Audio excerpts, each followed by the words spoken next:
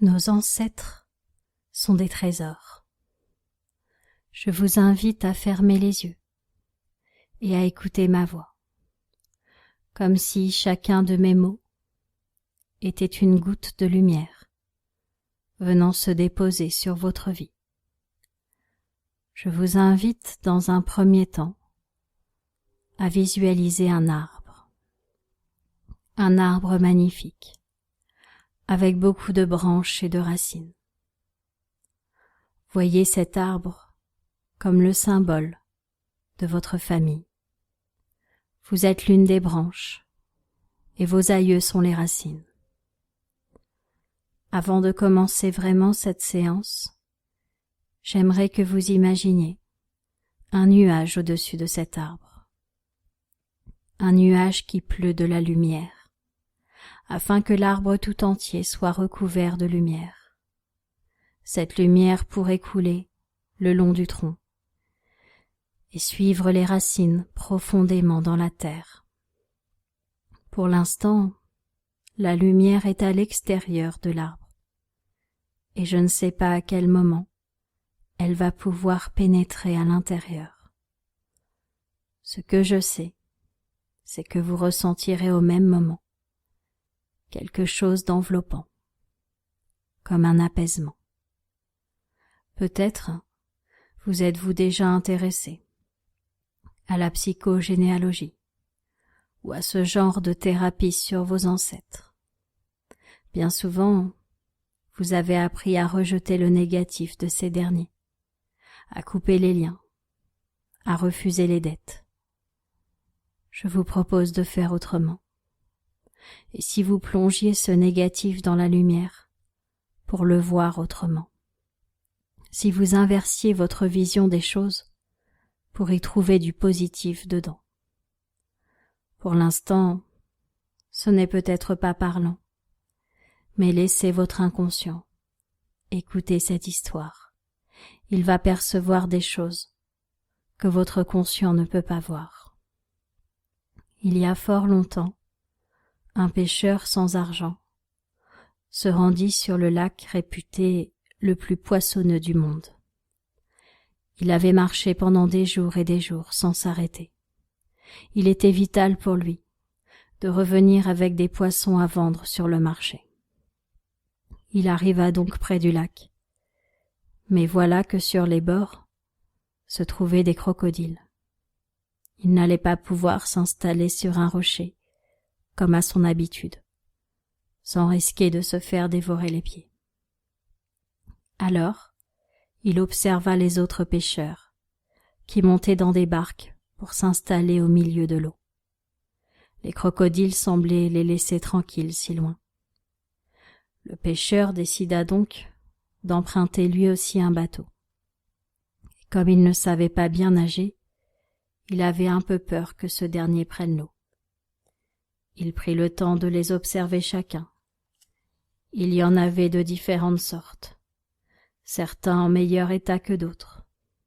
Mais le temps qu'il se décide, il n'en restait plus qu'un, flottant à l'envers. Il n'apercevait que sa coque. Le pêcheur commença à s'en vouloir de s'être décidé si tard. Une fois de plus, il héritait du pire. Il vit alors un crocodile se rapprocher de son bateau, puis deux, puis trois. Et ensemble, d'un grand coup de gueule, ils retournèrent la coque. C'est alors qu'un superbe bateau de pêcheurs fit surface. Il était en excellent état. Tous les autres pêcheurs étaient passés à côté de lui sans le voir, persuadés qu'il ne valait rien. Ils ne soupçonnaient pas qu'en le retournant, il découvrirait un trésor. Le pêcheur ravi remercia les crocodiles, qui, à la place de le dévorer, avaient permis au bateau de se retourner. Il put pêcher ce dont il avait besoin. Le bateau offrait même un lit et un réchaud, tout ce qu'il lui fallait pour rester quelques jours à bord. Puis, quand il fut satisfait de sa pêche, il revint au bord de la rivière et proposa aux pêcheurs de leur vendre son bateau contre 10 000 pièces d'or. Il était riche désormais.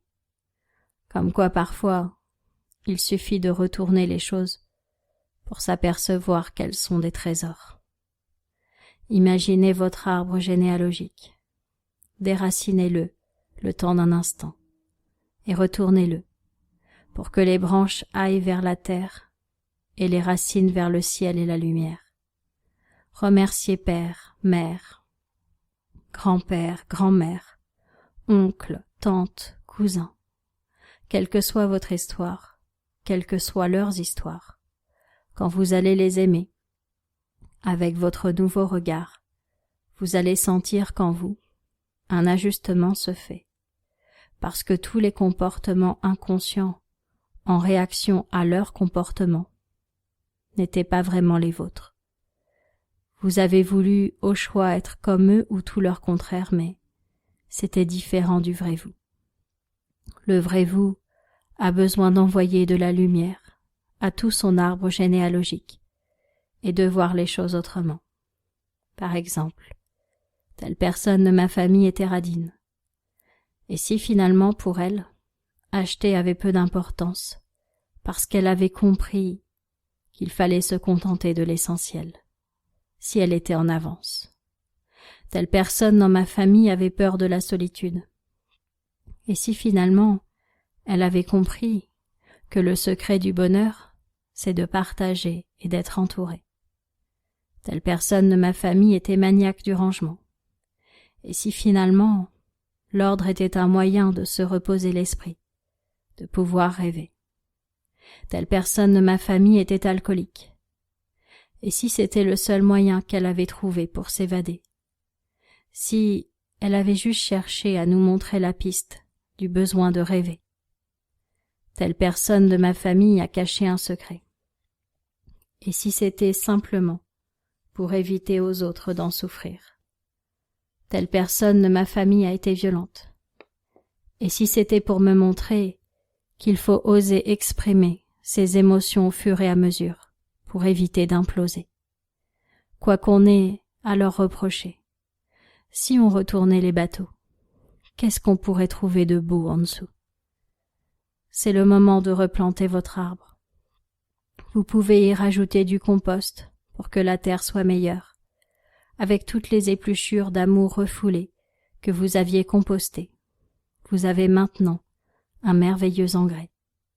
Votre arbre peut continuer à pousser, en baignant dans l'amour et la rivière.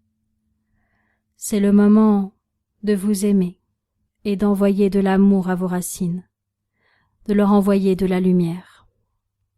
Un arbre qui sème dans sa totalité rencontre le bonheur, le vrai. Quand vous le souhaiterez, au rythme que vous souhaiterez, vous pourrez réouvrir les yeux et revenir ici et maintenant, au moment présent, en étant en paix avec vos aïeux.